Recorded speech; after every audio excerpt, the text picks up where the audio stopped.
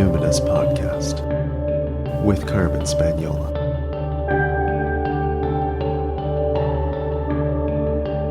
Well, hi there, and welcome to the Numinous Podcast, where we have interesting conversations with everyday folks about the mystery of life.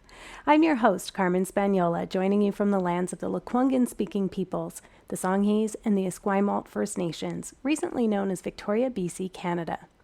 Nikiah Seeds is back to talk about the creative process as we grow and change, and how our relationship to identities and names and labels change over time, and what she does when she's blocked or in a creative drought. We didn't talk about it in this session, but I am excited to share with you that Nikiah has accepted my invitation to present at my Witches New Year event this year. I usually host a 1 to 3 day event, and usually I'm doing all of the teaching and facilitation and ritual craft and all of that. But this year, because Samhain, which is New Year, Halloween, coincides with the launch of my new cookbook, The Spirited Kitchen, I am experiencing my own challenges with creativity and self-expression, feelings of vulnerability, feeling exposed, ready to be criticized, critiqued, raked for something. So I am dosing the field with all my creative colleagues, my trusted friends, my allies who I admire for their brave forays into visibility and professional risk-taking and expansion. So I am learning from them alongside you, dear listener, and I am gaining strength and confidence as I look ahead to October 31st when my book will be in stores, and wanting to hang with people who I know will understand what it's like to put something out into the world, and hope people like it or hope people come to your party. So let's get cozy and jam with Nikiah Seeds and hear how she grapples with the creative process. Welcome back for the third time on the Numinous Podcast, Nikiah. We're going to have a little spin on the opening question today. So, what identities fit with your creative self? In other words, tell us who you are through the things you create. Oh, you always have the best questions, Carmen. Your questions are creative in and of themselves. Thank you. Oh, what an interesting question, too. Well, a new creative thing, I mean, new, not new, is to lead with an identity of myself that is as a weaver. And Exciting. I've been tossing around because of the long story of my intro into weaving, because it's been so deeply ancestral.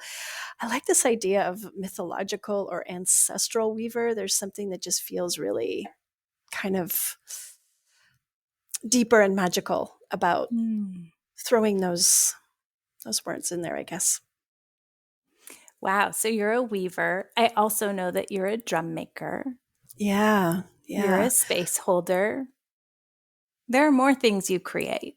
It's true. That's true. Yeah. So, the drum making is another really big, beautiful area that I've been doing for well over a decade now, creating sacred drums for folks and red drums. There's a whole contingency of my work that's based in the red drum and the divine feminine. And I paint too. I do all sorts of creative things. I think creativity in some ways is the soul and essence of my spiritual practice. It's kind of infused into everything I do. In fact, I'm building a new website right now, and my web designer's like, everything you write is poetry, but goddess love you, but you need to say what you do rather than like spin poetry, because she's just like, that's really beautiful, but what do you do, woman?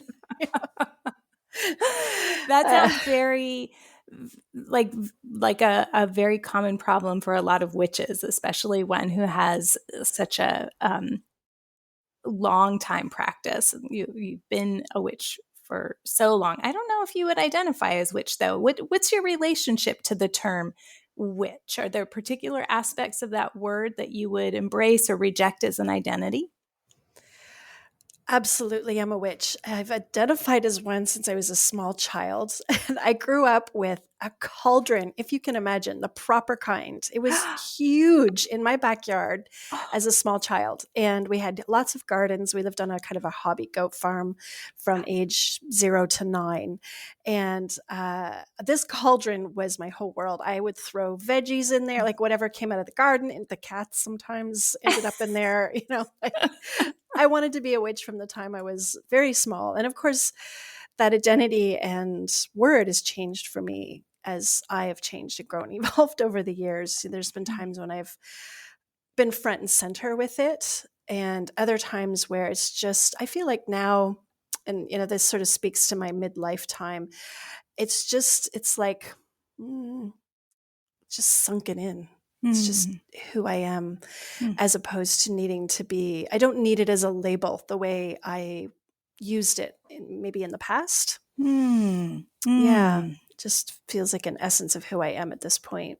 Yeah, it's interesting, as as you get older, there are more opportunities to evolve and change and reject things that we used to embrace, and that can be a pretty scary developmental task, I think, is to have something as an identity and then shed it. Because Yes. in a capitalist, imperialist, white supremacist, patriarchal society where we're supposed to be perfect and we're supposed to have our shit together all the time, it's like taboo to say, oh, I used to think that way and now I think differently, or I used to believe that, or I used to lead with that identity, and now I have changed and I'm doing this. Do you find at this time in your life there are more and more things that you are shedding or changing, or do you feel like you're like, okay, I think I've got it now?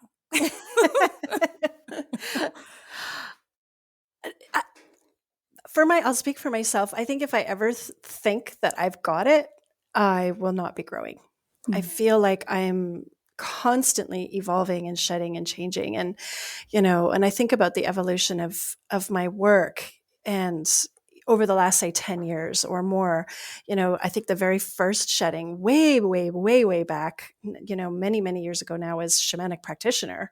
Right. And there's a whole bunch of patriarchal, capitalistic, racist reasons why using the word shamanic is problematic. So I shifted out of that a long time ago, but, witch, and I think about, our conversation around that.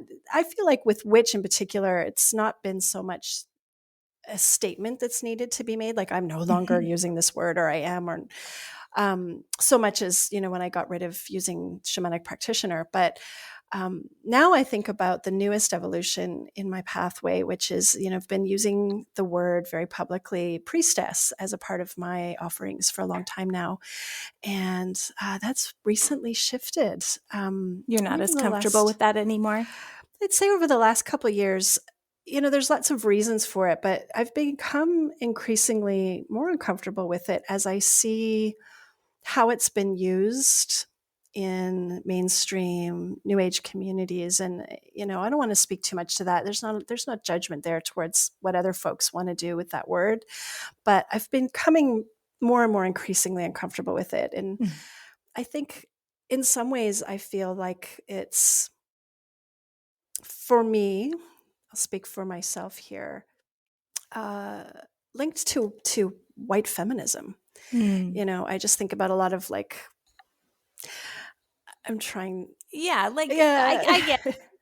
I'm feeling you. It's like you don't really even need to name anything or any trend or accounts or anything like that specifically. But there are a lot of problems, particularly in the rise of fascism and eco-fascism, etc. These things that orient towards a particular purity culture. Like, I think I'm feeling you with a priestess gets picked up and is pretty easily marketed and packaged to a thin, white, younger woman who is quote unquote in her power. And, a lot of times that that context is really harmful and perpetuates a lot of things we're not about, right? So I feel that, Nikiah, that sometimes it's not even so much the language itself, it's the culture or the subculture that grows up around it that you're just like, yeah, I'm not feeling that.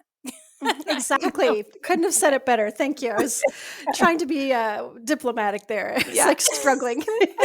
Yeah, no, I feel it. There's a whole piece around labels as well. And, one of the things I've been really working on with my own offerings is what would how do we each kind of almost returning to your first question, which is how do you self-identify? And so the offering, when I realized that I could just take the word priestess out and that actually it's all about shadow work and archetypal work. And, I really took a look at the body of the work. I realized the priestess was just this word that was kind of placeholding. And if I took it out, it still stood on its own as a piece of work. And in fact, anyways, now I'm talking about the body of my work and labels, but it's maybe not classically priestess anyway. So I'm excited to be allowing folks that come into the school to choose how they want to be labeled upon initiation, if they want that at all. If they want to be a priestess, great. That'll go in their certificate. If they want to be a witch, great. That'll go in the certificate. I don't care how people self-identify. It's just kind of a label. So it's exciting to me to remove all of that and allow people to evolve into their own sacred path in their own authentic way. I love it. I love it. When I went to cooking school, they gave us principles and techniques, and then they would give us lists of ingredients, but they didn't work off quote unquote recipes. So I see some parallels there. It's like you're giving them principles and some techniques and like, here's your materia magica, or here are the things you might work with, but you get to come up with what your recipe is going to be, and you can call it what you want to call it. That's what I'm hearing you say. Oh, and I know exciting. You get it because I've heard you talk about your way of cooking and your, it's like, and I think about your new book coming out and, I'm excited to see that formula represent it. Like, how do you want to make this recipe? Exactly. Yeah. What do you want to call this festival? What's resonating from your ancestral practices or from where you are in the world, et cetera, et cetera. Okay. We're moving towards the intergenerational spaces talk because I can see and hear that something's happening to you physically. Are you having a moment? I'm having a hot flash. Yes. Yeah. Yeah. It's happening. Yeah. And do you feel like we can work through it, or do you pause for them? Absolutely. No. I'm used to working through it. I usually have a pretty little fan beside me, but right now I'm using a bill. Oh, okay. Yeah, you're just keeping it real. Yourself. Exactly. Thank you. Okay, so last time we were on the show, we were talking about perimenopause and menopause. And through that conversation, we were touching on the lack of intergenerational spaces for new and then more experienced witches to come together and to exchange wisdom. And I, of course, I've heard about different kinds of witch gatherings and different kinds of, for an umbrella term, let's say conferences, gatherings, in-person camps, that kind of thing. And I definitely see a lot of value in creating those spaces, but it is pretty challenging to keep the intergenerational transmission alive. And I haven't come up with any kind of, big thoughts since then. But I'm curious, what's still alive for you? What remains alive from our last conversation? What's still percolating for you around that? Yeah. I was thinking about this. I was thinking about how my daughter, so she's going to be 20 this month. And when she was between 10 and 12, she came with me to every red tent and she wanted to be around the women, she was so into it. And I think about the benefit that she got from, showing up and overhearing all those conversations and witnessing women crying and being authentic and just being themselves. But there was a moment where she needed to individuate at 13, right? She kind of needed to go her own way. So she was no longer happy to be the poster child of a witch. Right. She's super done with it. By the time she actually, started bleeding, she was like, no, period party. Like she wanted nothing to do with it, Mm-hmm. So how that kind of weaves back in is there's a time where I think all of us, we kind of start to, we need to go away and then we kind of come back to it, right? So there's this ebb and flow of needing to individuate and then we kind of come back. And I almost see that too when we're in our 20s and 30s. There's like this big individuation that happens. We're kind of building our own thing. We're figuring ourselves out with our careers. And so depending on, of course, the communities we're around, we're not necessarily having opportunity to spend time with women that are older or younger than ourselves for a time, whether we're child rearing or we're building our careers or whatever it is that we're raising, so to speak. And then we start to want to come back. And we come back to something within ourselves becomes yearning and longing, begins to yearn and long for older, wiser women and to be around them. And at the same time, we ourselves have become older and wiser, and we can offer that back. So I don't know if there's any good answers. When you start to get into the practicalities of community and how broken that is right now, I think conversations like what we're having are really important. And it seems like even for myself, when I hear these conversations happening or I read them in books, it enlivens something. It sparks something in me, and then I start to yearn and long for it. And I want to hear the conversations. I want to like, what's your opinion on that? What do you think about that? What's your experience with that? And so, I mean, maybe we really just need to be having conversations about what it looks like, how it can be, why it's important. Totally. I think we also need to tell them, these elders in our community, how much we love and admire and like adore them, even if they're strangers. I have a really wonderful therapist who has, I clearly have a type because my last few mentors have been like women with silver hair and very gentle voices and that sort of thing. So she has, it's kind of like halfway between like group therapy and peer supervision. So we're all caregivers, let's say, in that larger umbrella. And, but some are retired. And so every week I have my peer supervision and there's my therapist with her silver hair and there's another participant who's 71.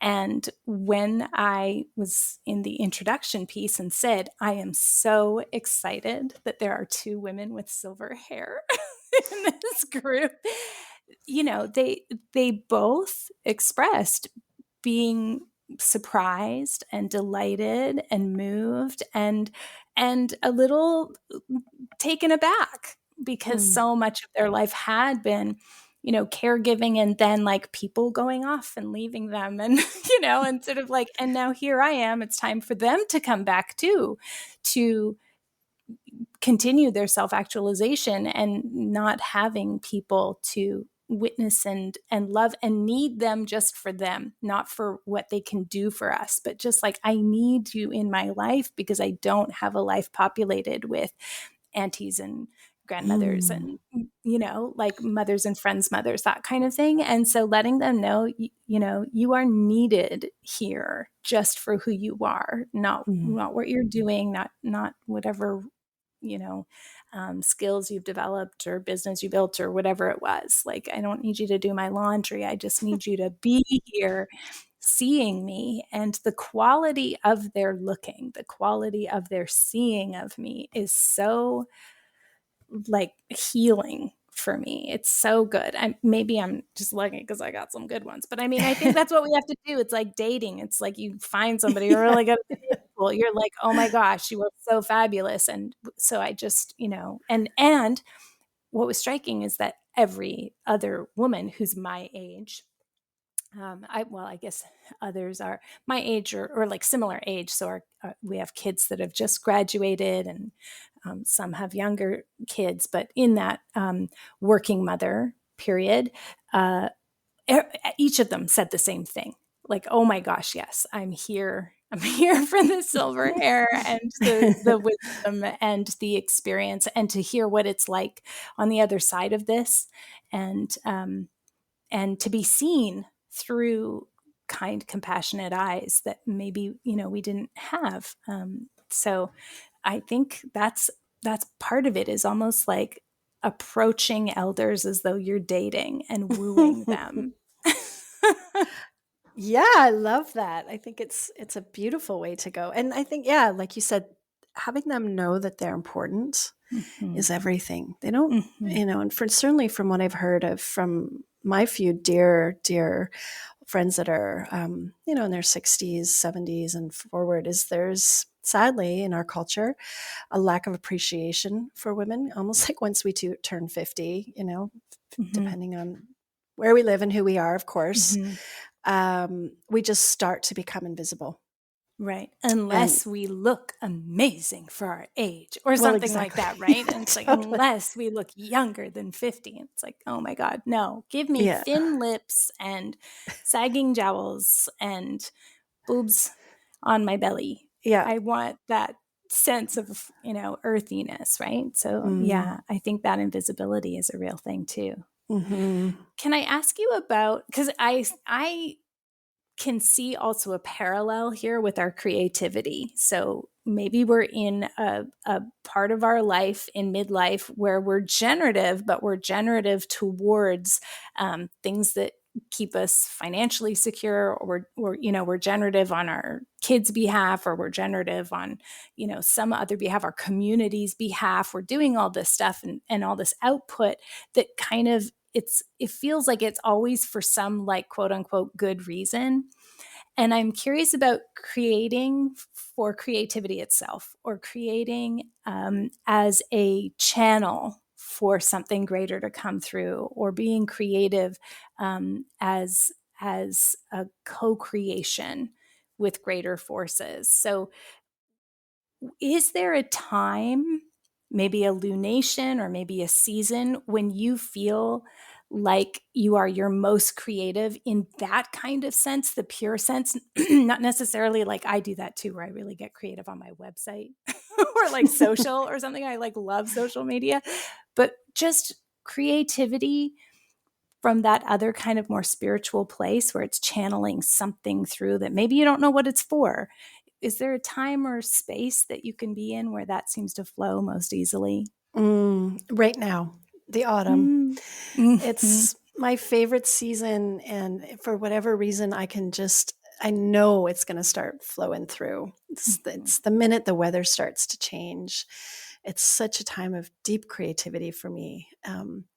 And the few times that the autumn is hit and I haven't had that type of creative flow, it's actually been quite hard on me. So I've come to expect that, come autumn, I'm going to be in this time of deep creativity, probably, right up until the winter solstice, Yeah. Then it starts to change again. This is the first time I've ever heard anybody say anything like that. And it's almost like, oh my gosh, I asked you a question I was dying to ask myself, I guess, because, oh my gosh, I've never even thought of that before. Yes, I also feel so creative and right through until probably New Year for me. Certainly solstice is one of my most creative times. And I've never really thought about that before as like, yep, my pure joy, my pure sense of like collaborating with the larger forces comes through. What are the particular things that have been coming through you? What do you make? What do you create? Well, yeah, I guess it's different every year. Obviously right now I'm doing a lot of weaving and I'm building a new website. So, I've got a bunch of, I always talk, my favorite metaphor is the cauldron, right? So I've got a lot of potions happening in the cauldron right now and Right. stirring the cauldron up. And it's just coming through and it's really beautiful. And I think also running alongside that, and I don't know if anyone else listening out there can relate to this, but so there's the creativity of our work or however that wants to manifest. Some people are creative with their their householding or whatever. We all have our little areas. And then running alongside that is always this, whether I'm doing healing work, because I'm always trying to heal stuff. And then, of course, right now, one of my favorite things to talk about is this midlife thing I'm in. So I'm just going into my third year as an empty nester. And there's this huge transformation that's happening in body and spirit right now. And it's informing all of my creative projects, right? So trying to count on something being one thing is hilarious because it is not turning out to be that way. And, it's just kind of like a hot flush or a hot flash. It's kind of riding me a little bit, and then I'm trying to ride it. Like I'm kind of just, it's like sometimes I'm on the surfboard and sometimes I'm under the surfboard, like you just never know what the day is going to bring. Yeah. Well, that seems like a really good, important lesson. It probably helps heal a lot of things. It's just like the thing that I'm trying to create may not look or seem at all like what I'm intending. It could be a totally different thing. I'm thinking also about, you mentioned some people are really creative around householding, and it's like, oh yeah, that's when I want to bake, right? Like it's not so hot as it was in the summer. I want to bake things. I want to make roast meats. I want to I want to get back to those things that, are like pretty earthy for me, very, very tactile with my hands. So I can really relate also to that need to, or at least I guess what I would say is I may not relate to it yet, but I see it as a very important lesson for me. It's like, and maybe also it's not always going to go the way you want it to, or life won't allow the same kind of thing. So it's good to be in flow. Release the need for it to be a certain way. It's the spiritual practice, right? Because it's our witchery. And I think about, the season changing and how we're showing up. In the summer, we're outward.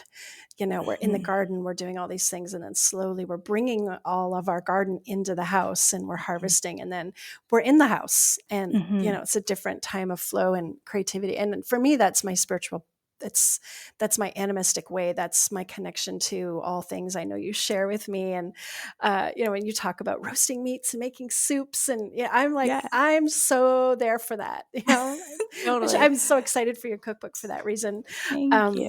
There's just, we could just talk all day about it over many cups of tea. The thing that's at odds with my animism and bringing the garden in is I do create best when things are clean and tidy, and I can't fucking keep it clean or tidy. It's literally, Nikiah, it's like such a challenge for me to kind of like ride that kind of wave of the need for there to be like clearness so that I can be a clear channel, but then at the same time it just becomes this like beautiful chaos, and then I'm just too tired to clean up after. People who think that I have like this kind of pristine kind of life because I love Martha Stewart, or like it was a rude awakening to see the detritus of my life everywhere. What are some of the obstacles or like the challenges that you find when you want to be creative, but like what comes up for you that can be a block to that? Yeah. Oh, I just physically, emotionally, spiritually, right? On all areas, whether just depending on what the day brings. I think about, I make messes. I'm like little fires everywhere. I make messes all over my house, right? In the kitchen, I'm like I was making witches candles a couple of days ago, and there was seeds falling out of my mullein stalks. And so I can't even tell you, right? About this. So yes. And then you have to clean that up in order to make the next mess. Like I wanted to make some banana bread, but I had to clean up the wax and it's just the cascading if effect. I could just have of the someone chaos to follow me around and clean up my messes so that I could do my next creative project would be great. I have a very patient husband. But even he's like, please, he's like, how is it that you use every room in the entire house? Like you have an office and you have a studio where you're supposed to do your stuff. Somehow I end up in the kitchen, living room, Yeah, totally. Yeah, I feel that. You mentioned earlier too about how and sometimes the creativity just doesn't come. And like here you were looking forward to it, or you're making space for it, and then it doesn't come, and that's really painful. Like, can you share a little bit more about that? How do you cope with that? What do you do? Hmm. I think I remember the first time it happened in earnest, where I struggled. And I don't take much lying down. I'm an impatient woman. So I remember the first time I was like, okay, this is my time now. I've got these things in my mind I thought that I would just start to feel creative about, and it wasn't happening. And I was pushing up against it, and it wasn't pretty. Like, I was essentially like a 3-year-old having a temper tantrum. And this was many, many years ago now. I remember a dear friend of mine sort of just said, she just made this comment. She was probably one of my older friends because, they have such wisdom. She just said, something into the essence of, being in this society, we kind of expect ourselves to always be in the summer of our lives, right? Doing, making, creating. And it's not always that way. And this was the first kind of moment I realized that, particularly in the winter time, I actually was having a flow and actually needed to rest. And that was a really powerful realization to sort of start to notice the flow of seasons and how it affected my body. And this is something I started just recently in my new updates wove into the mystery school around the seasons and the change in light, how it affects everything, right? So we start to take a look at what's happening in our inner world and then our outer world. And we take a look at what's happening with the season and the lack of light. And this is why we're not feeling so creative or whatever. And so that was my first lesson, to kind of spin around the moon. And then the next time this came up in a really big, profound way, I was able to sort of understand more about, okay, so yeah, we can take the season into account, but I was putting a lot of shame and pressure on myself. So there was this next layer of the onion down. And I realized, of course, 20 years plus of being an entrepreneur, we get into this mode of productivity. And that's to do with I love how you put it very quickly, the breakdown of the patriarchal capitalist, overculture that's like, crumbling at our feet in collapse right now. And this is the overculture of white supremacy that tells us we're constantly needing to be productive and in the summertime of our lives. And so to learn to slow that down was another really big lesson that's more recently learned for me.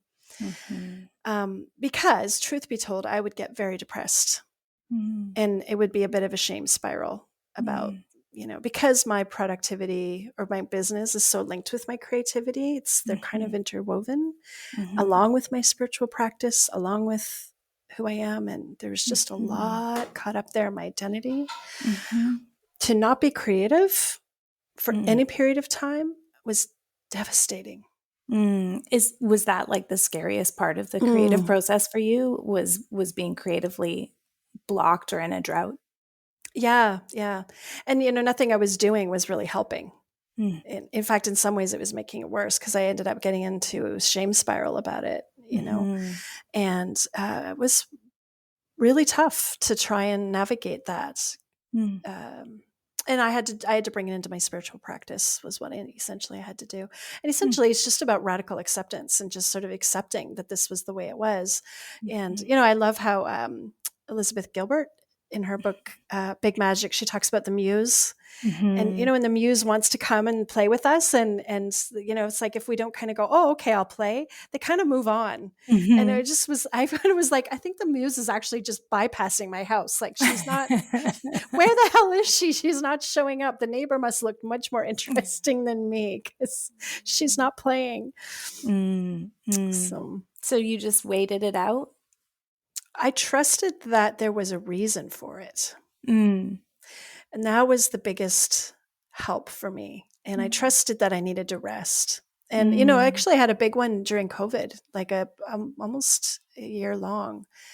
Just, I had moved and there was lots of things kind of going on and it just went away. So I had to just let that go. Yeah. And so what are you creating now or next? Well, I guess with the launch of my new website, I've got a new program coming up around ancestral work, which has really been an important part of my offerings over the last decade or so, becoming more and more prominent in my work as I go. So I'm just creating a new thing around that. It feels really creative. And I've been doing a lot of painting with soil, and that's a whole other conversation we could probably get into over a cup of tea. But over the last few years, I've been collecting soils from all these different places that I visit, maybe 6 or 7 years now. And I learned to make paint out of them. And so I've been using soil and ochre to grind it down and make paint, and then painting with it as a part of my spiritual practice. It's been really deeply, powerfully, creatively satisfying. Can I ask you one last question about like the creative process?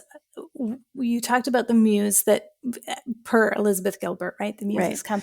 Is there any deity or muse or ally that guides you or kind of presses on you to create right now? That's a good question. It's definitely ancestral. Mm-hmm. Yeah. My ancestors they give me a lot of work to do creatively. So in fact, just this morning, I'm tasked with a new rattle. So, it's always something. It's always something. Yeah. Well, it's always lovely to have you come on the show, Nikiah. Thank you so much for sharing your journey with creativity with us. I'm really looking forward to journeying with you at Witch's New Year. And I'll talk more about that in our show notes, etc. But I'm super, super excited to be transitioning from fall into winter with you this year. Thanks again for coming on the show. Thank you for having me. It's just always such an enlivening conversation with you. When you get your copy of The Spirited Kitchen and you open to the Samhain chapter, the first chapter in the book, you will see this beautiful photo by my friend Stephanie Ray Hull of Centric Photography. You'll see me on my front stoop wearing this beautiful gray shawl. And it's one of Nikiah's first sacred prayer cloaks that came off her loom. And she had me create a vision board of the area of the Scottish Highlands that my ancestors are from to help develop the color palette. And she wove horsehair, one of my family's ancestral relationships, into the shawl. And she sourced wools from the highlands, dyed with plants from there. It was such a gorgeous process. And it's just one of the most special pieces I own. And I use it both for ceremonial purposes and also as a comfort item in my everyday. I just love it so much. It's so magical. You should ask for one for your next major birthday because it's just so powerful. So Nikiah has a new website coming soon, my friends. You want to get on her newsletter to know when her Sacred Path Apprenticeship is open for registration. When you go to the numinouspodcast.com and get all the links, you'll find all the links to her site and newsletter sign up and her social accounts in the show notes. numinouspodcast.com, one-stop shop for all that.